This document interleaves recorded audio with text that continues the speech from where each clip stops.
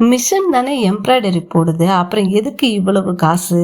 இந்த ஒரு வார்த்தையை ஒரு கஸ்டமர் கேட்டதும் என்னோட ஸ்டூடெண்ட்டுக்கு என்ன பதில் சொல்றதுன்னே தெரியல ஃப்ரெண்ட்ஸ். உண்மையிலேயே எம்ப்ராய்டரி மிஷின் வேலை செய்யறதுனால நம்ம சார்ஜ் குறைக்கணுங்களா? மிஷினுக்கு முன்னாடியும் மிஷின் ஓடும் போதும் மிஷின் ஓடி முடிஞ்ச பிறகும் எவ்வளவு வேலை இருக்கு தெரியுங்களா? இந்த விஷயம் கஸ்டமருக்கு மட்டும் இல்லை ஃப்ரெண்ட்ஸ், எம்ப்ராய்டரி ஒர்க் செய்கிற ஒவ்வொருத்தரும் தெரிஞ்சுக்க வேண்டிய ஒரு முக்கியமான விஷயம். இந்த வீடியோவை முழுசாக பாருங்கள் ஃப்ரெண்ட்ஸ். கடைசியில் கஸ்டமர் இப்படி உங்ககிட்ட கேட்டால் நாம் எப்படி ப்ரொஃபஷ்னலாக பதில் சொல்லணுங்கிறதையும் இந்த வீடியோவில் சொல்லியிருக்கேன். வீடியோக்குள்ளே போகிறதுக்கு முன்னாடி எனக்கு இது வரைக்கும் சப்போர்ட் பண்ணுறவங்க எல்லாருக்கும் ரொம்ப ரொம்ப நன்றி ஃப்ரெண்ட்ஸ். வாங்க இன்றைக்கி வீடியோக்குள்ளே போகலாம். இன்றைக்கி நான் பேச போகிற இந்த விஷயம் ஒரு ரியல் லைஃப் இன்ஸ்டன்ட்டு ஃப்ரெண்ட்ஸ். என்னோட ஸ்டூடெண்ட்டு ஒருத்தவங்க என்னட்ட ஷேர் பண்ண விஷயந்தான். அவங்க ஒரு கஸ்டமருக்கு எம்ப்ராய்டரி ஒர்க் பண்ணி கொடுத்துருக்காங்க. ஒர்க்கு முடிஞ்ச பிறகு கஸ்டமர் ஒரு கேள்வி கேட்டிருக்காங்க. என்னன்னா, எம்ப்ராய்டரியை மிஷின் தானே போடுது, அதனால காசை கொஞ்சம் குறைச்சிக்கலாமே அப்படின்னு சொல்லி கேட்டிருக்காங்க. இந்த வார்த்தையை கேட்டதும் அந்த ஸ்டூடெண்ட்டுக்கு என்ன பதில் சொல்றதுன்னே தெரில ஃப்ரெண்ட்ஸ். அதனால என்கிட்ட கேட்டாங்க. அதுதான் எனக்கு இதை வீடியோவில் சொன்னால் எல்லாருக்கும் யூஸ்ஃபுல்லாக, பிகினராக இருக்கக்கூடிய எல்லாருக்கும் யூஸ்ஃபுல்லாக இருக்குமேன்னு எனக்கு தோணுச்சு ஃப்ரெண்ட்ஸ். அதான் இந்த வீடியோ. முதல்ல ஒரு விஷயத்தை தெளிவாக சொல்லிக்கிறேன் ஃப்ரெண்ட்ஸ். இந்த வீடியோ கஸ்டமரை குறை சொல்கிறதுக்காக இல்லை ஃப்ரெண்ட்ஸ். கஸ்டமருக்கு எம்ப்ராய்டரி ஒர்க்குக்கு பின்னாடி என்னென்ன வேலை இருக்குது அப்படிங்கிறது தெரியாமல் கூட இருந்திருக்கலாம், சரிங்களா? அதனால் அவங்களுக்கு அதை புரிய வைக்கணும். அதே நேரத்தில் எம்ப்ராய்டரி ஒர்க்கு செய்கிற நாமும் நம்முடைய ஒர்க்குக்கு இருக்கும் வேல்யூவை புரிஞ்சுக்கணும், சரிங்களா? ஃபஸ்ட்டு ஒரு சிம்பிள் கொஸ்டின் ஃப்ரெண்ட்ஸ். மிஷின் தான் எம்ப்ராய்டரி போடுது அப்படின்னா நமக்கு என்ன வேலை சொல்லுங்க? அதுதான் இந்த டாபிக்கோட ஆன்சர், சரிங்களா? மிஷின் ஒரு டூல் தான், சரிங்களா? மிஷினை நம்ம எப்படி பயன்படுத்துகிறோம் அப்படிங்கிறது தான் முக்கியம், சரிங்களா? இப்போ மிஷின்கிட்ட போய் ஒரு ஃபேப்ரிக்கும் டிசைனையும் கொடுத்து எம்ப்ராய்டரி போட்டு கொடுனா அது அப்படியே போட்டு கொடுத்துருங்களா? எல்லா வேலையும் செஞ்சு சொல்லுங்கள், அது போட்டு கொடுத்துருமா? அது எம்ப்ராய்டரி ஸ்டிச் பண்ணுறது மட்டும்தான் அது வேலை. அதான் ஸ்டிச் பண்ண வைக்கிறத அதை ஆப்ரேட் பண்ண வைக்கிறது எல்லாம் நம்மளோட வேலை, சரிங்களா? ஃபஸ்ட்டு நம்ம என்ன செய்வோம், மிஷினில் நம்ம ஃபேப்ரிக்கை ஏற்றுறதுக்கு முன்னாடி என்ன செய்வோம், கஸ்டமர்கிட்ட டிசைனை செலக்ட் பண்ண சொல்லி டிசைனை கொடுப்போம். டிசைனை செலக்ட் பண்ண பிறகு அவங்களுக்கு புடவையோட கலருக்கு த்ரெட்டை செலக்ட் பண்ணுவோம். அதுக்கப்புறமா ஃபேப்ரிக்கில் மார்க் பண்ணுவோம் சரியான அளவுகளை. அந்த சரியான அளவுகளுக்கு அந்த டிசைனை எடிட் பண்ணி சாஃப்ட்வேரில் நம்ம கொண்டு வரணும். அதுக்கப்புறமா ஃபேப்ரிக்கில் சரியான அளவுக்கு நம்ம ஃப்ரேமில் ஃபிட் பண்ணணும். ஃபோம் சீட்டை வச்சு ஃபிட் பண்ணி அதுக்கப்புறம் மிஷினில் மாட்டி அதில் செட்டிங்லாம் கரெக்டாக இருக்கான்னு நம்ம செக் பண்ணி அதுக்கப்புறம் ஆன் பண்ணணும். ஆன் பண்ணதுக்கப்புறம் மிஷின் ஓடும்போது நமக்கு அதோடு முடிஞ்சிருச்சுங்களா வேலை? இல்லை. அதுக்கப்புறமும் நமக்கு வேலை இருக்குது. என்ன வேலை இருக்குது? மிஷின் ஓடும்போது த்ரெட்டு பிரேக் ஆகலாம், சரிங்களா? பாபினில் த்ரெட்டு முடிஞ்சிடலாம், நீடில் ப்ராப்ளம் வரலாம்.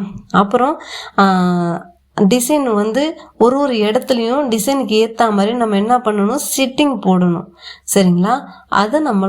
அதுவும் நம்ம பார்க்கணும். அப்புறம் இந்த ஃபேப்ரிக் அசையலாம் சில டைம். அதையெல்லாம் நம்ம கவனித்து பார்த்து சரி பண்ணணும். ஏதாவது அதில் இஷ்யூ வருதா அப்படின்னு சொல்லி நம்ம கவனிக்கணும். அதுக்கப்புறம் பார்த்திங்கன்னா மிஷின் ஓடுறதை மட்டும் பார்த்துக்கிட்டு இருந்தால் போதாது, சரிங்களா? என்ன நடக்குதுன்னு நம்ம கவனிச்சுக்கிட்டே இருப்போம். ஒரு சின்ன மிஸ்டேக் நடந்தாலும் எம்ப்ராய்டரி டிசைன் பாதிக்கப்படும். அதனால் மிஷின் ஓடுற நேரமும் நமக்கு வேலை தான். சரி, மிஷின் ஓடி முடிஞ்ச பிறகும் நமக்கு வேலை அதோட முடியுதுங்களா? இல்லை. நம்ம ஃப்ரேம்லேருந்து ஃபேப்ரிக்கை எடுத்து ஃபோம் ஷீட் எடுத்துட்டு அதுக்கப்புறம் த்ரெட்டை கட் பண்ணி அதுக்கு பிறகு டிசைன் க்ளீனாக இருக்கா, எங்கேயாவது லூஸ் த்ரெட்டு வந்திருக்கா, ஸ்டிச்சு சரியாக வந்திருக்கா, டிசைனோட பொசிஷன் சரியாக இருக்கா, இது எல்லாம் செக் பண்ணணும். அப்புறம் கஸ்டமருக்கு கொடுக்கறதுக்கு அந்த ஃபைனல் பீஸ் நல்லா இருக்கணும், இல்லைங்களா? அதனால் கஸ்டமர் கையில் போகும் அந்த ஃபைனல் அவுட்புட்டுக்கு பின்னாடி நிறைய ஸ்டெப்ஸ் இருக்குது ஃப்ரெண்ட்ஸ். அப்படின்னா எம்ப்ராய்டரி சார்ஜ் நம்ம எதுக்காக வைக்கிறோம்? இப்போ தான் ரொம்ப முக்கியமான பாயிண்ட், சரிங்களா?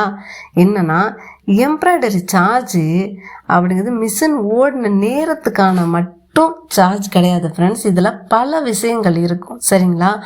டிசைன் ப்ரிப்ரேஷன் இருக்குது, ஃபேப்ரிக் செட்டப், த்ரெட்டு, பாபின்னு, நீடிலு, அப்புறம் ஃபோம் ஷீட்டு, அப்புறம் எலக்ட்ரிசிட்டி இருக்குது, மிஷினோட யூசேஜ் இருக்குது, ஆப்ரேட்டரோட டைமிங் இருக்குது, அதுக்கப்புறம் ஃபினிஷிங் இருக்குது, அப்புறம் அவங்களோட எக்ஸ்பீரியன்ஸு, அதுக்கப்புறம் அவங்களோட திறமை, இது எல்லாம் சேர்த்து தான் வந்து எம்ப்ராய்டரி சர்வீஸ் ஆகுது சரிங்களா. மேலும் அதுக்கப்புறம் பார்த்தீங்கன்னா அந்த மிஷின் வாங்குறதுக்கு ஒரு இன்வெஸ்ட்மெண்ட் வேற இருக்குது. அதுக்கு மெயின்டெனன்ஸ் தேவைப்படும், சர்வீஸ் தேவைப்படும், ஸ்பேர் பார்ட்ஸ் தேவைப்படும். அதனால் மிஷின் இருக்குது அப்படிங்கிறதுக்காக ஃப்ரீயாக வேலை செய்ய முடியாது இல்லைங்களா. நான் ஒரு எக்ஸாம்பிள் சொல்கிறேன் பாருங்கள். நம்மக்கிட்ட ஒரு டெய்லர் மிஷின் இருக்குதுன்னு வச்சுக்கோங்க. அந்த டெய்லர் மிஷினில் வந்து ஒரு ப்ளவுஸ் ஸ்டிச் பண்ணுறோம். அதனால் டெய்லருக்கு வந்து நம்ம மிஷின் தானே ப்ளவுஸை ஸ்டிச் பண்ணி கொடுக்குதுன்னு நம்ம சார்ஜ் கொடுக்க தேவையில்லைங்களா, கொடுத்து தானே ஆகணும். எப்படி அவங்க வந்து மிஷின் இருக்குது சரி, அப்போது அவங்க அளவு எடுப்பாங்க, அதுக்கப்புறம் கட்டிங் பண்ணுவாங்க, ஸ்டிச் பண்ணுவாங்க, கரெக்டான ஃபினிஷிங் கொண்டு வருவாங்க, இவ்வளோ வேலையெல்லாம் வந்து செய்கிறாங்க. அதை எதை கொண்டு அந்த மிஷின் ஒரு கருவி, அந்த மிஷினை வச்சு யூஸ் பண்ணி அவங்க சரியாக அவங்க வந்து ப்ளவுஸை ஸ்டிச் பண்ணி கஸ்டமருக்கு ப்ளவுஸாக கொடுக்குறாங்க. இதுதான் ப்ரொஃபஷ்னல் வேலை. அதே கான்செப்ட் தான் எம்ப்ராய்டரிக்கும் சரிங்களா. அப்போது நம்ம கஸ்டமர் இப்படி கேட்டால் நம்ம என்ன சொல்கிறது? அப்போ நம்ம என்ன செய்யணும், முதல்ல கோபப்படக்கூடாது சரிங்களா. கஸ்டமர்கிட்ட நம்ம தவறாகவும் பேசக்கூடாது. அவங்களுக்கு தெரியாத விஷயத்த நம்ம எக்ஸ்பிளைன் பண்ணணும் சரிங்களா. இப்படி வேணால் சொல்லலாம், அக்கா இல்லை மேம், மிஷின் ஸ்டிச்சிங் பண்ணுறது தான் மேம், ஆனால் design preparation, fabric setup, thread, foam sheet, machine operation, finishing எல்லாம் எங்களோட ஒர்க்கு. அதனால தான் இந்த சார்ஜ். உங்களுக்கு பட்ஜெட் குறைவாக வேணும்னா அதுக்கு ஏற்ற சிம்பிள் டிசைன் நீங்கள் வந்து செலக்ட் பண்ணிக்கோங்கன்னு சொல்லி நம்ம சஜெக்ட் பண்ணலாம் சரிங்களா. இந்த ஆன்சர் ரொம்ப ப்ரொஃபஷ்னலாக இருக்கும். கஸ்டமரையும் நம்ம வந்து ரெஸ்பெக்ட் பண்ணணும் சரிங்களா. நம்மளோட ஒர்க்கோட வேல்யூவையும் எக்ஸ்பிளைன் பண்ணணும் சரிங்களா. அதுக்காக நம்ம ரேட்டை குறைக்கணுமா? குறைக்க வேண்டியதில்லை சரிங்களா. ஒவ்வொரு முறையும் குறைக்க வேண்டிய அவசியமே கிடையாது சரிங்களா. அந்த ரேட்டுக்கு கீழே போனால் நமக்கு வந்து material cost, time, machine maintenance எல்லாம் கவர் ஆகாமல் போயிடும் சரிங்களா. கஸ்டமருக்கு பட்ஜெட் குறைவாக வேணும்னா நம்ம சிம்பிள் அதோட கம்மியான அமௌண்ட்டுக்கு வர ஒரு டிசைனை நம்ம சஜெக்ட் பண்ணலாம் சரிங்களா. இது ஒரு நல்ல பிஸ்னஸ் ப்ராக்டிஸ் சரிங்களா. இங்கே இன்னொரு முக்கியமான விஷயம் இருக்குது. நம்முடைய ஒர்க்குக்கு வேல்யூ கொடுக்கணும்னா முதல்ல நாம் நம்முடைய ஒர்க்குக்கு வேல்யூ கொடுக்கணும் சரிங்களா. இதோட அர்த்தம் கஸ்டமர்கிட்ட அதிகமாக சார்ஜ் பண்ணணும்னு கிடையாது, நியாயமான ரேட்டை வைக்கணும், கஸ்டமருக்கும் நல்ல குவாலிட்டி கிடைக்கணும், நமக்கும் நம்முடைய செலவுகள் அப்புறம் பார்த்திங்கன்னா உழைப்புக்கு சரியான பேமெண்ட்டு கிடைக்கணும். அதுதான் சரியான பிஸ்னஸ் சரிங்களா. நீங்கள் பிகினராக இருந்தீங்கன்னா, எம்ப்ராய்டரி பிஸ்னஸ் புதுசாக ஆரம்பிச்சிருந்தீங்கன்னா, கஸ்டமர் இப்படிப்பட்ட கொஸ்டினை வந்து உங்ககிட்ட கேட்டாங்கன்னா நீங்கள் வந்து மனசு உடையாதீங்க. அவங்களுக்கு தெரியாத விஷயத்த எக்ஸ்பிளைன் பண்ணுங்கள். உங்கள் ஒர்க்கோட வேல்யூவும் கஸ்டமருக்கு புரிய வைக்கிறது ஒரு பிஸ்னஸ் ஸ்கில் தான் சரிங்களா. அதே நேரத்தில் கஸ்டமரை நம்ம ரெஸ்பெக்ட் இல்லாமல் நடத்தவும் கூடாது. அவங்களுக்கு கண்டிப்பாக ரெஸ்பெக்ட் கொடுக்கணும். ப்ரொஃபஷ்னலாக பேசுங்க, காமாக எக்ஸ்பிளைன் பண்ணுங்கள் சரிங்களா.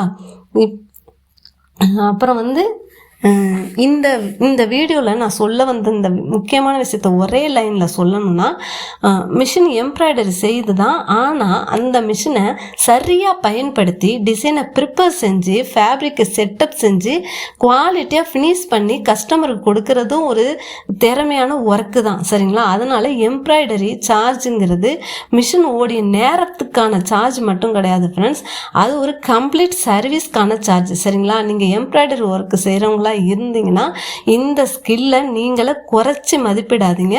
கஸ்டமருக்கும் அதை அழகாக எக்ஸ்பிளைன் பண்ணுங்கள். பட்ஜெட் குறைவாக இருந்தால் அவங்களுக்கு ஆல்டர்னேட்டிவ் டிசைன் கொடுங்க. ஆனால் உங்களுக்கு லாஸ் ஆகிற அளவுக்கு ரேட்டை குறைக்காதீங்க. சரிங்களா? இந்த மாதிரி கஸ்டமர் எக்ஸ்பீரியன்ஸ் உங்களுக்கும் நடந்திருந்தால் எனக்கு கமெண்ட்டில் தெரிவிங்க. உங்களுக்கு இந்த வீடியோ யூஸ்ஃபுல்லாக இருந்தால் சப்ஸ்கிரைப் பண்ணிக்கோங்க, லைக் பண்ணுங்கள், ஷேர் பண்ணுங்கள், கமெண்ட் பண்ணுங்கள். அடுத்த வீடியோவில் சந்திக்கலாம்.